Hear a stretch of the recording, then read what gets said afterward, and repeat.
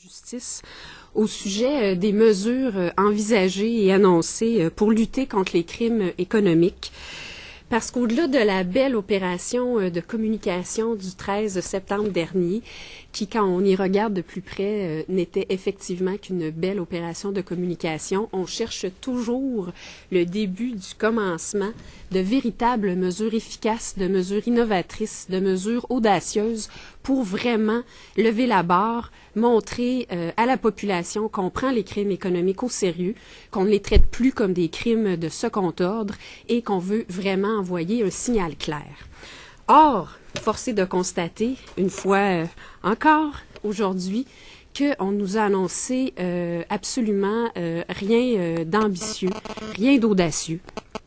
En matière de justice, ce qu'on voit, c'est la poursuite du fédéralisme de correspondance. Seule nouveauté aujourd'hui, on a eu droit au dépôt de la lettre que la ministre de la Justice du Québec a envoyée à son homologue fédéral.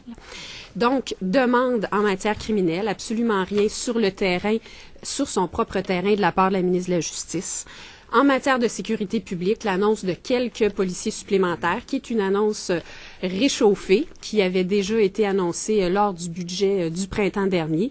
Et en matière de prévention, qui est bien le nerf de la guerre dans le domaine, est bien une belle campagne de sensibilisation et de la cybersurveillance. Or, la cybersurveillance, c'est quelque chose qu'on espère qui se fait depuis bon nombre d'années, parce que tout corps d'enquête et tout corps de policiers qui se respecte par les temps qui courent doit agir énormément sur le front du web. Alors, il n'y a absolument rien de nouveau là-dedans.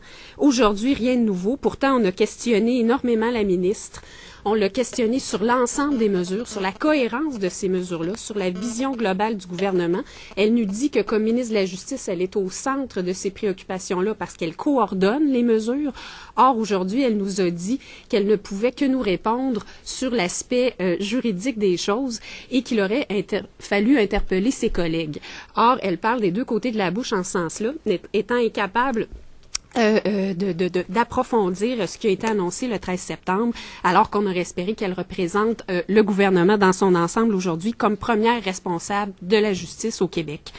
Donc, on nous a resservi la même chose. La ministre nous a parlé que de la lettre qu'elle a envoyée au gouvernement fédéral et elle nous a dit qu'elle attendait du contenu de l'opposition. On sait que c'est le nouveau leitmotiv du gouvernement.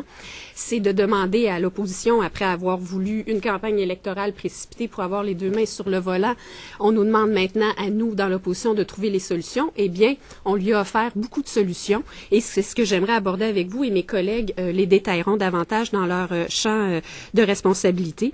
Tout d'abord, on a demandé qu'il y ait une politique formelle, globale, cohérente de lutte gouvernementale aux crimes économiques parce qu'on sait qu'il y a un nombre important d'acteurs qui sont impliqués. On n'a eu absolument aucune réponse là-dessus. En matière de justice, la ministre nous dit que tout relève du fédéral. Or, c'est faux. Elle a tout à fait la compétence en matière pénale. Elle-même, lors de la conférence du 13 septembre dernier, a dit vouloir agir autant sur les fronts criminels que pénals. Aujourd'hui, malgré nos nombreuses questions, elle nous a aucunement explicité ses intentions en matière pénale.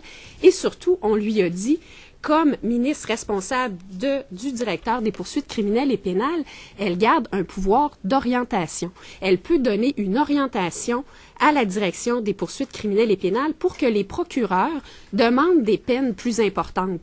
Parce que c'est une chose que de demander une hausse des peines dans le code criminel, mais on sait bien que dans la pratique, c'est souvent là où le bas blesse. C'est dans la pratique que les fraudes économiques sont souvent considérées comme des crimes de second ordre pour lesquels on demande des peines pas sérieuses, des peines de moindre importance. Or, c'est quelque chose qui s'est fait dans le passé en matière d'agression sexuelle, en matière de lutte pour la violence conjugale. La ministre de la Justice et procureur général a envoyé un signal fort en envoyant une orientation à ses procureurs de la Couronne en disant désormais c'est un crime que le gouvernement prend très au sérieux. Donc ce qu'on lui a demandé aujourd'hui, c'est pourquoi ne pas agir sur son propre terrain et envoyer cette orientation-là au directeur des poursuites criminelles et pénales. Encore une fois, absolument aucune réponse. Même chose aux propositions de mon collègue en matière d'institutions financières.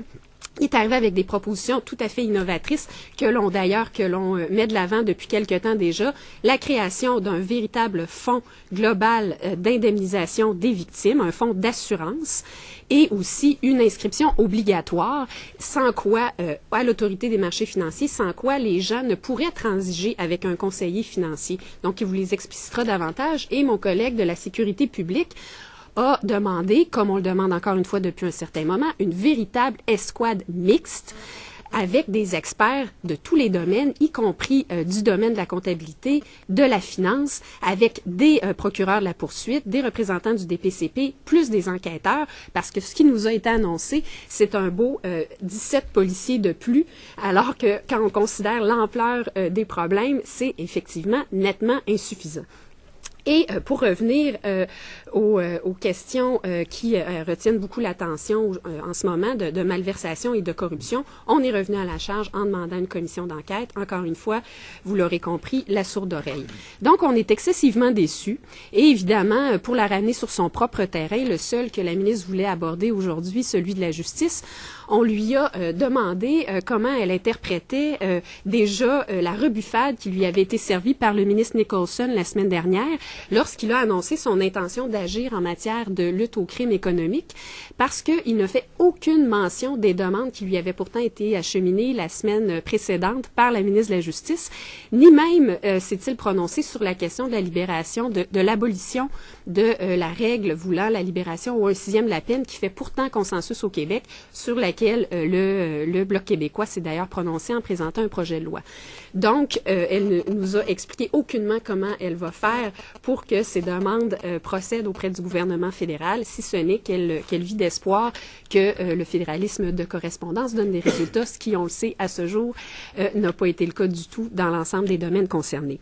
Alors, à la lumière de la déception de ce matin, on a réitéré à la ministre notre demande d'avoir au moins droit à une commission parlementaire pour pouvoir discuter de nos propositions et aussi pour faire venir des experts sur des points très techniques qui pourraient nous permettre d'être éclairés et surtout d'aller de l'avant pour envoyer un signal fort. Je pense que c'est ce que la population attend et malheureusement, ce n'est pas ce que la population reçoit en ce moment.